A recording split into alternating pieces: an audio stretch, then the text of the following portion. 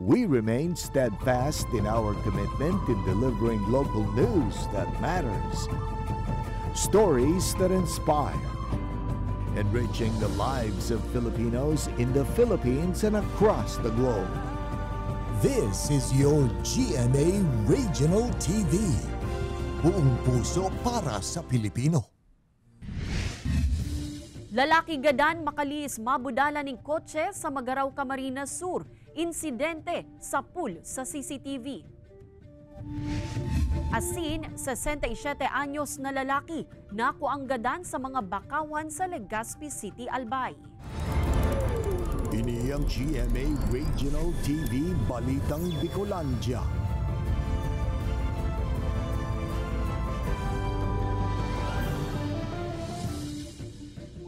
Diyos marhay na hapon mga kapuso, uninaan Balitang Bicolandia. Hatud miyan pinakadarakula asin pinakabagong mga bareta sa Kabikolan. Kami ang tropa ning katotohanan, mahatud ning mga baretang mayong pigkikilingan, mayo ning pigpoprotehiran.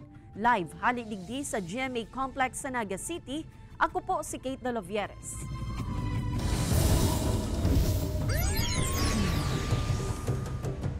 Pasingtabi po mga kapuso, 59 anyos na sakay nin padyak sa Magaraw, Camarines Sur, gadan asin haros maputulan nin bitis, makalis mabudalan kan sarong kotse kasubagong maagahon. Sospek na nasa impluensya nin arak, dai subuot namang nuhan ang padyak na piglulunadan kan biktima. Ani ba pang detalye tinutukan ni Chris Novelo. Sa CCTV footage na ini mahihiling ang sarong padyak na lunad ang 59 anyos na lalaki na para kalakal man tang pigbabaybay ang kalabaan kan tinampo sa barangay Santo Tomas, Magaraw, Camarines Sur. Aban-aban pa bigla na sanang nabudalan ka nakasunod na kotse ang nasambitan ng padyak na papuli na kuta na sa banuan ng bombon.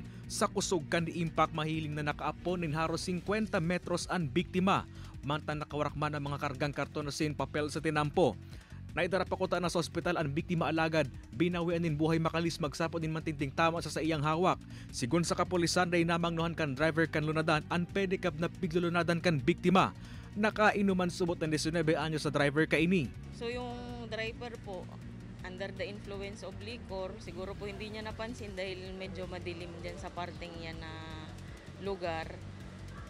So yung padyak po is wala pang reflectorize. Aminado man ang driver na nakainom siya asinduhang kaiba ng kaining pasahero na maswerteng daiman na lugadan. Haros wasak man ang inuta na parte kan kotse na napag-araman na sinublian man sa nakan sospek. Dikit lang na sarong tower lang na arap sa pamilya po. Pasensya na po sa pamilya po. Dahil ko talaga po ito yung banggaan itong taong ito. Sangun niya nahahampang ang sospek sa kasong reckless imprudence resulting to homicide. Kaibanan si Jovel Ubiso, Chris Novelo, Balitang Bicolandia. Kampanya kan LTO kontra sa mga kolorum na lunadan, mas pinahigot pa kan no-release policy kan ahensya. Mga madadakop na nangongolorum, kakasuhan asin dai na i-release ang lunadan hasta Mayo ning court order. Ang detalye sa pagtutok live ni Jessica Kalinog. Jessica?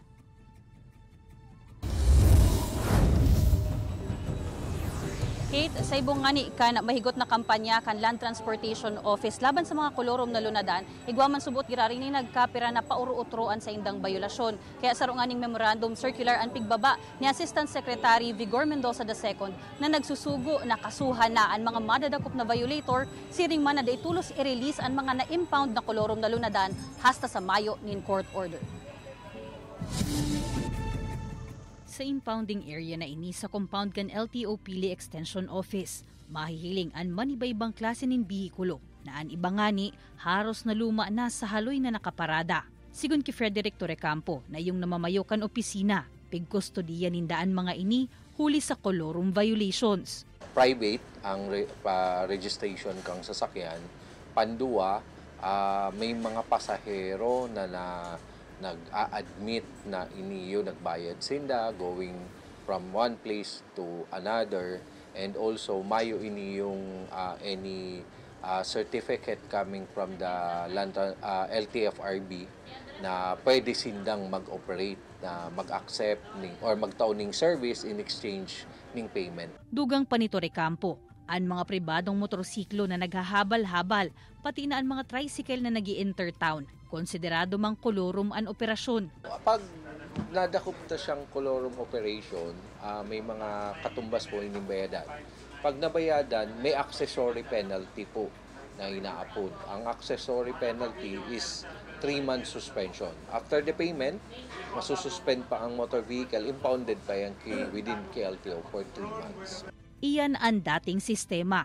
Alagad kan June 11, 2024, nagbaba nin Memorandum Circular si LTO Assistant Secretary Vigor Mendoza II na nagsusugo kan no-release policy sa gabos na LTO District Offices sa nasyon. Ang mga madadakop na nangungolorum sa saangatanan nin criminal case, asin ang na-impound na bihikulo, dawa pa nabayadan ang penalidad day basta i-release kung mayo nin court order o kaya release order hali sa prosecutor's office. Ang purpose naman nito kasi talagang siniseryoso yung anti-colorum drive na sinasabi ng aming Assistant Secretary na hindi lang siya administrative offense kundi criminal offense under the Public Service Act. Bottom line here is dapat walang nagbabiolate. So that this serves as a warning. Kaya man subuot akomodaron kan LTO District Offices sa rehiyon an impounding kan mga kolorum na lunadan. Urog na tabako naman siring kan dati kadakol an mga nangungolorum. Ang mga unclaimed colorum vehicles man, makalihis an anom na bulan, pwede nang i-dispose kan LTO, basado sa ley.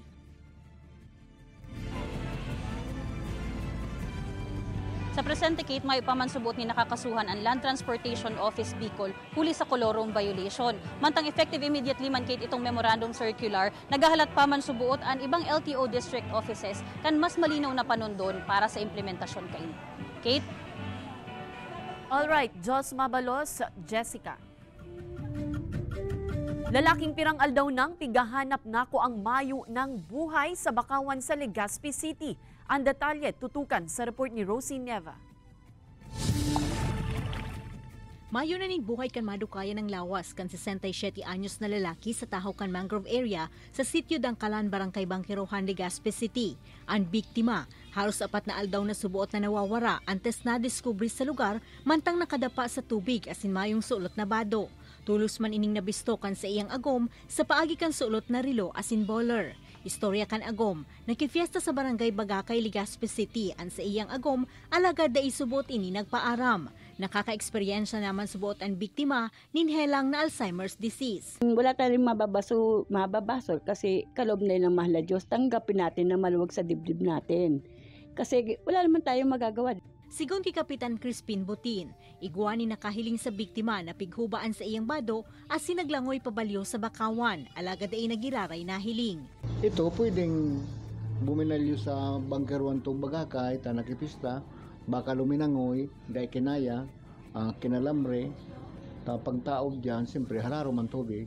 Nagtutubod man ang kapulisan na mayong ibang rason kundi pagkalamos ang ikinagadan kan biktima. So result po kan sukot na investigasyon kan na PNP.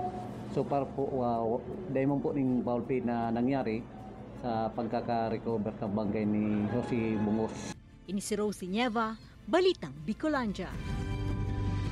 Sa mga kapuso nyatong motorista, kaput na po sa saindong mga manibela. Taan presyo kan mga produktong petrolyo, liwat na nag-arangkada. Epektibong ngunya na aldaw ang 1 peso and 90 centavos per liter na aumento sa presyo kan kerosene. Nagmahal man in 1 peso and 75 centavos kada litro ang diesel. Mantang ang kada litro ning gasolina may paghiro man in 85 centavos per liter. Sigun sa Department of Energy Oil Industry Management Bureau, may kontribusyon sa pagmahal sa presyo ang global demand kan mga produktong petrolyo, kabala na ang mas hababa na export kan Saudi pasiring sa China, asin pagbagsak kan crude inventory sa Estados Unidos. Ini ang GMA Regional TV Balitang Bicolandia.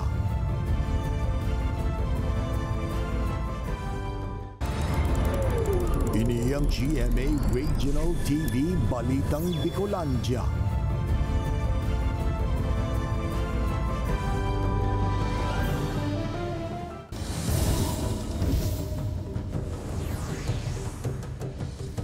Bistado ang syudad ni Naga sa pagiging Pilgrim City. Alagad ngunya na 2024, laom kan Naga City LGU na maipabisto ang iba pang lalawgon kan syudad. Katakod kaiyan ngunya na hapon ang launching kan New City Tourism brand kan Naga City. Ang iba pang detalye kaiyan, aramunta live kay Sir Ruel Oliver, ang Executive Director kan Naga City Investment and Tourism Promotions Office. Diyos marhay na hapon po, Sir Ruel. Diyos maray na hapon man tabi. Sir, ano po ning new tourism brand kan Naga City? Ini pong new tourism tagline po kang Naga, iyon, Nagayon, o yan po sa Nagayon. Siguro po pwede ta pong ilingon ini yung two ways. Ilingon ta po sa Bicol term yan. Ang buot pagkasabiyon po kang Nagayon, getting beautiful, getting more beautiful. As in ini po nagkakarakterize kang turismo sa Naga. Pag iniling po nindo ang Naga, may baga kitang masasabing pristine beaches, mga extraordinary sites. Alagad po si mga turista ta, habang po naghahaloy digdi na eksperyensya niya ang nangyayari sa syudad, naiiling niyang ang syudad po mas Nagayon. So yun po si sarong mensahe ta sa bagotang tagline. And we can also look at this Tagalog version. Naambot sabihin baga po ang Nagayon sa Tagalog, Naga iyon, or that's Naga. As in, ini po sarong paagi na pag-capture ta kang mga memorable moments ka sa tuyang mga turista. So halimbawa ka po, Kinalas, Nagayon. Maugmang lugar, Nagayon. Heart of Bicol, Nagayon. Sir, tano ta kinaipuhan ta pong baguhon ang tourism branding kan Naga?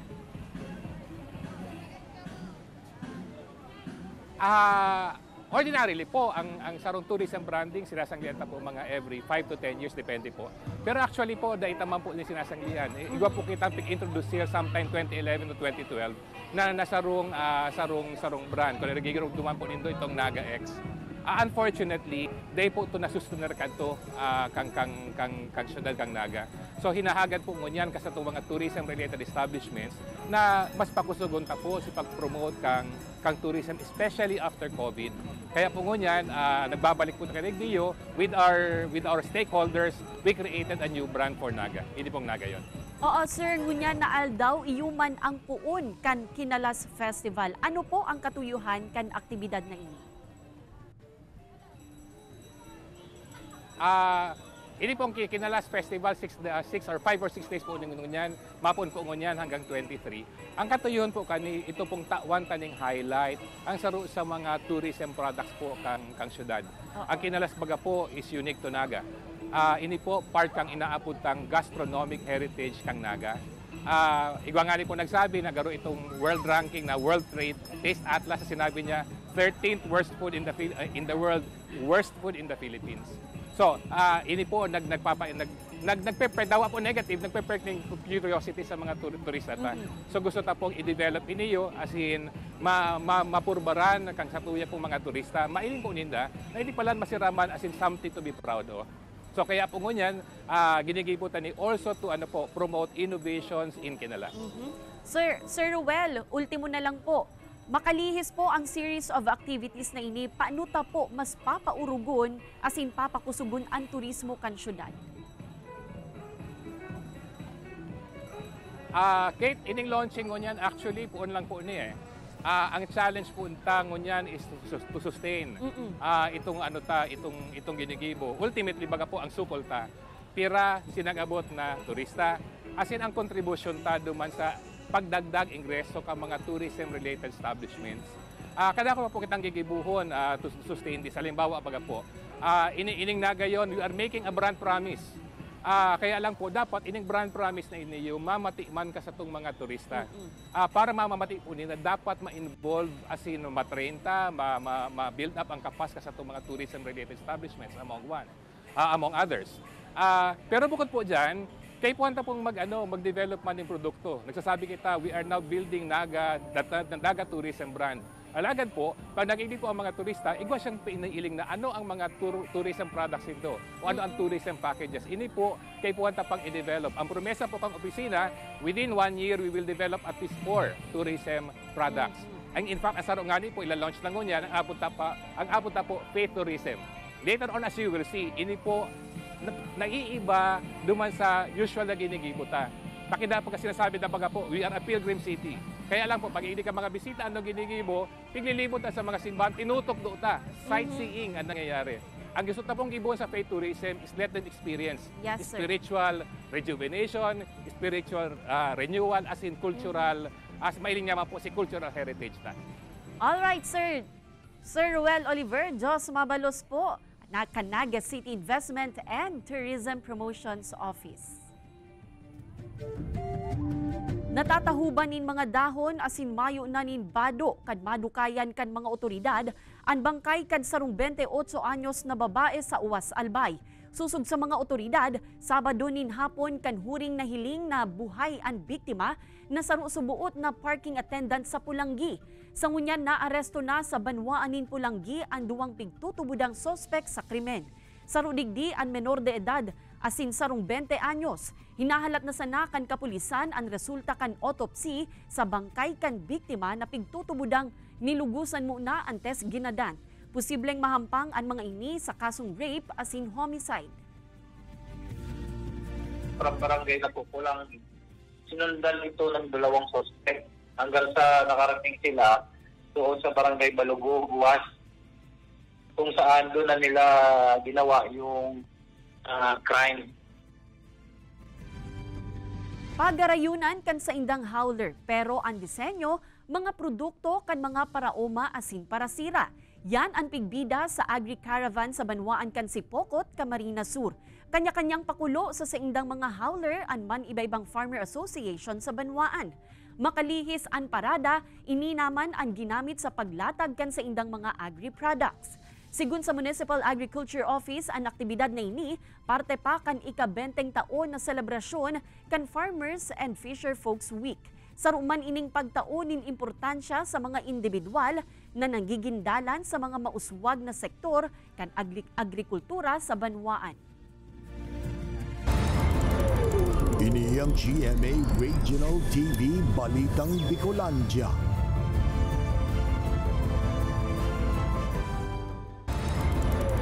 Ini ang GMA Regional TV Balitang Bicolandia. Diocese kan Cáceres welcome subuot ang pangapodan ni Pope Francis na liputan kan mga kapadian ang sermon o homilya tuyong misa. Pagpapalipot kan sermon, maresulta sa masalipot na misa dangan pagdakol nin mga maatindir nin misa. Uya ang report ni Chris Novelo. Homily o sermon kan mga padi tuyong misa. Saro ini sa mga importanteng parte kan kada misa makalihis basahon ang gospel o ebanghelyo. Alagad may mga beses subuot na napapalaba ang sermon kan mga padi na nagreresulta kung minsan nakakaturog ang mga nag-aatindir ning misa asin, dahil na masyadong dinadangog ang humiliya. Alagad sa mismong homily ni Pope Francis pinagirumduman kaini ang mga kapadian na kung pupwede, dahil maglampas sa 8 minuto ang homily para dahil makaturog ang mga nagsisimba. Ang hurot na ini kan Santo Papa welcome subot sa Archdiocese of Cáceres. I think that's a good reminder po. Magandang i-remind talaga. Kasi ang word, the homily itself, comes from the Greek word homilia, which means familiar talk. Hindi dapat yung mga abstract idea. Dapat man subot na makakarelate ang mga nag-attend din misa sa sermon kan padi. Katakod kay ni mga manang sentimiento kan publiko sa pagpapalipot nin humiliya. Paiklian ng konti yung homily. Yung kumpara yung kumbaga, yung ibang tao po kasi kapag matagal po ang humili, minsan yung iba nakikipagdaldalan, nakikipag-usap na sa mga jowa nila. Kasi po parang mas hindi po ma-explain ng pare yung gusto niyang ipahayag or hindi niya po mas ma-explain yung Bible. Kung masalipot na ang misa, nahihiling man kan simbahang Katolika na mas madakol ang maatindir ng banal na misa sa pagpapalipot kan sermon. Kay Banan si Javel Obiso, Chris Novelo, Balitang Bicolandia.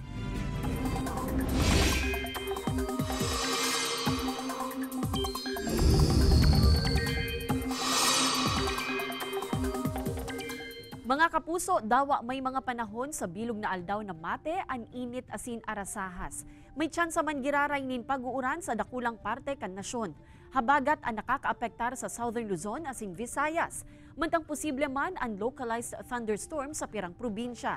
Sa datos kan Metro Weather may tsansa nin uran sa Bicol Region, siring kan Camarines Provinces, Albay asin Masbate. Posible man ang heavy to intense rains sa pirang lugar kaya maging alerto po kita sa humanin baha o landslide. May tsansa man in localized thunderstorms sa iba pang parte kan nasyon. Magkatuwangon niyan ang Camarines Norte Water District asin sangguniang panlalawigan sa pagmomonitor tanganing masyerto na matutugunan kan sarong kumpanya ang kakulangan sa supply nin tubig sa laog kan sa indang service area.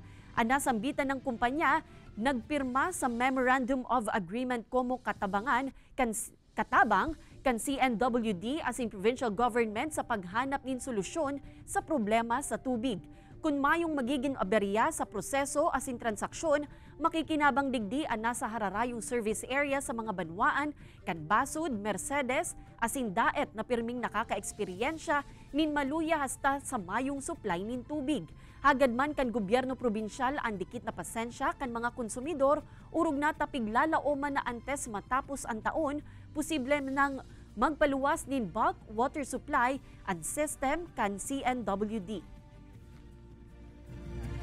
Nasa 200 na miyembro kan LGBTQIA+ community ang nakisumaro sa ginibong mga aktibidad sa banwaan kan Irosin, Sorsogon. Como parte kan Pride Month, agaw atensyon digdi ang ginibong Granda sa Gala de Bahaghari, kung saan naglibot ang mga miyembro kan LGBTQIA+ community sa pirang mayor na tinampo kan banwaan. Obheto kan aktibidad na ipahiling ang diversity, kultura asin pagkakasararo. Mientras tanto, nakaresibi man ang kada miyembro nin 3 kilong bagas asin may libre pang pedicure, manicure asin bulog para sa mga ini. Tanganing mas matutukan kan Philippine Navy asin PCG ang kadagatang sakop kan Pilipinas. Nagpasa nin resolusyon ang sarong konsehal sa lokal na gobyerno kan Virac Catanduanes na mag-ambag o mag-donate nin kwarta ang mga LGU, mga probinsya asin syudad para pambakal nin patrol vessels asin modernized equipment. Magagamit ini kan mga otoridad sa pagbabantay urog na sa parte kan West Philippine Sea. Pwede man subuot na magtagama o magkuanin pondo sa annual investment plan kan mga lokal na gobyerno para digdi. Nag-ugat ang pagpasa nin resolusyon kan nasambitan ng konsehal sa mga nangyayaring agawan nin teritoryo sa West Philippine Sea asin ang barko na nanotaran sa kadagatang sakop kan Catanduanes kan nakaaging bulan nin Abril. Manlaen-laen na healthcare-related job opportunities pigbukasan sa ginibong DOH Job Fair 2024 sa Legazpi City. Uyan istorya ni Chris Novelo. Kasabay kan 126th anniversary kan Department of Health pigkondusir sa syudad nin Legazpi ang DOH Job Fair 2024 nganing mahipnuan an manlain-lain na posisyon sa laog kan ahensya sa ibang partner offices. Apwera kan DOH CHD kasabay man sa mga nag-opresir ning trabaho ang BRHMC, Bicol Medical Center as in Malinaw Treatment and Rehab Center. Kabali sa mga pigbukasang trabaho ang admin staff, psychologist, dentist, registered nurse, midwife as in kadakol pang iba na anas mga regular positions. Dito lumalapit na po kami sa kanila. No, parang hindi na sila pupunta pa sa mga different hospitals or sa health facility po namin para magtanong pa. Dito na sila lahat pumunta at available na po mismo ang mga tao po dito to guide them. Dayman ini pinalagpas kan mga naghanap ng trabaho urog na ang mga nasa medical field arog ni Jeffrey. Sana makapasok dito na kahit kasama ko yung ibang mga nasa medical field, yung mga applicant, sana maging qualified pa din. Mientras tanto nilinaw man kan DOH Bicol na mayong kakulangan sa mga medical practitioners sa rehiyon. Huli takadakol si dangonya ng mga programa kaya mas madagdagman ang kakaipuano ng mga taurog na sa mga hararayong lugar. Madurar ang nasambitan ng job fair hasta sa Huwebes, Hunyo 20. Ini si Chris Novelo, Balitang Bicolandia. Sa ikawalong sunod na taon, nakaiba ang Pilipinas sa konsideradong worst countries para sa mga obrero base sa pag-aadal kan International Trade Union Confederation. Pagkakabalik ang Pilipinas sa nasabing pag-aadal, di inasubuot ikinabigla kan sarong labor rights group. Uyan report ni Chris Novelo. Naipasa na nahahaloy kan mawaraning trabaho huli kan Endo si Francia como production operator sa Batangas. Sangon niya na sa job hunting mode ini asin naglalakaw na ng requirements nganing makahanap liwat nin bagong trabaho. tapos na po si kontrata. By contract lang po kaya duman. Endo po. 6 months po ang contract pero na-extend po akong 4 months. Sa ikawalong sunod na taon, nakaiba ang Pilipinas na konsideradong worst countries para sa mga obrero. Basado ini sa pag-aadal kan International Trade Union Confederation na sarong organisasyon na nagre-representar sa 191 milyong obrero gikan sa 169 na nasyon asing teritoryo. Sinasabi sa pag-aadal na saroan Pilipinas sa mga lugar kung saan exposed ang mga obrero sa naipantay na labor practices asin mayong access sa indang diretsos como obrero. Sinasabi man digdi na nagtitinir ang Pilipinas sa pagredtag kan gobyerno sa mga obrero na nakikibakakan sa indang mga karapatan. Namumundo man alaga day nasubot ikinabigla kan sarong labor rights group ang resulta kan pag-aadal kan ITUC. Well, hindi po kami nagtataka na for 8 consecutive years ay muling nalagay ang Pilipinas sa 10 worst countries. Pagdating po sa pagprotekta sa fundamental rights ng mga manggagawang Pilipino. Ibig sabihin yung sahod, trabaho, at saka yung usapin po ng freedom of association. Katakod ka ini mautman kan labor rights group na maging panalmingan ang pag-aadal na ini kan gobyerno urog na kan dole nganing matutukan ang diretsos kan mga obrero. Ining kami narman kan dole Bicol ang mga naabusong obrero na day magduwa-duwang magdulog sa indang opisina para sa maninigong aksyon. Pwede po kayo mag-file ng SENA o yung single entity approach.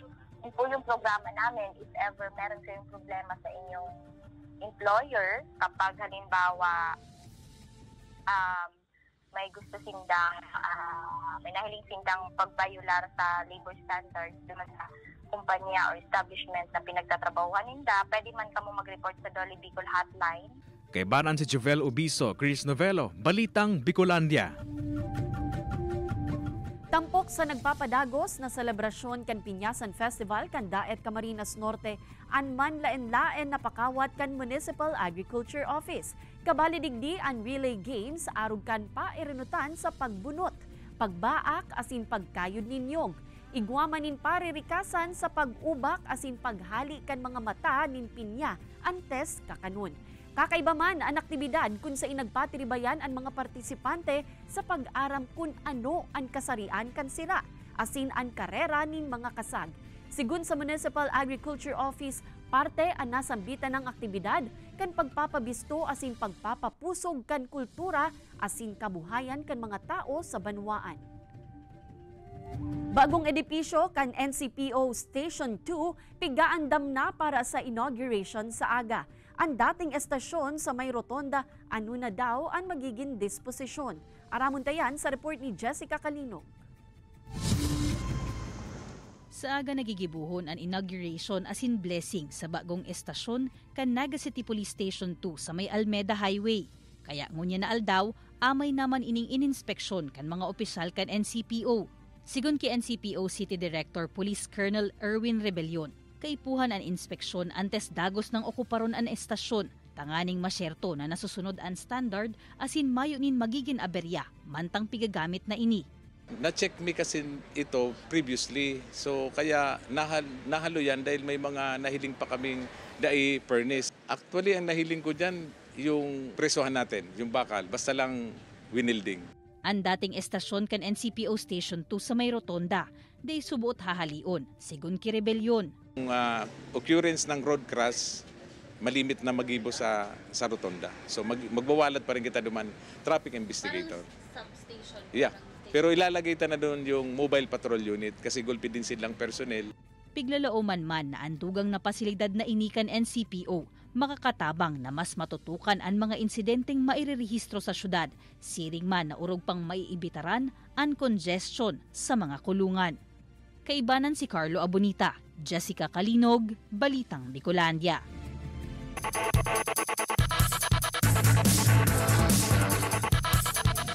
Mga kapuso, sa aga na ang NCAA Season 99 Cheerleading Competition. Live yan na madadalan sa PhilOil Eco Oil Center sa San Juan City. Ang 4-peat asin defending champion na Arellano Chief Squad nagpepreparar na para sa mas angat na routine this year, tanganing makua ang 5th straight title. May delayed telecast man ang cheerleading competition sa June 23, alas 10 nin aga sa GTV. Madadalan ang episode niya ini asin iba pang pinakahuring lokal na bareta sa official website kan GMA Regional TV, www.gmaregionaltv.com. Pwede man kamong magbisita sa samuyang official YouTube channel, GMA Regional TV, asin i-click ang subscribe button para sa pinakamaiinit na bareta halo sa man iba-ibang rehiyon. Mabalos sa mga kapusong Bicolanong nagantabay, magin sa mga kapuso nyato abroad. Ninhulita sa GMA Regional TV, Local News Matters. Asin yan ang pinakadakula asin mainit na bareta sa Kabikolan. Ako si Kate Dalovieres, kami ang GMA Regional TV Balitang Bicolandia, bilog na pwersa para sa mas dakulang misyon asin mas mahiwas na pagserbi sa nasyon.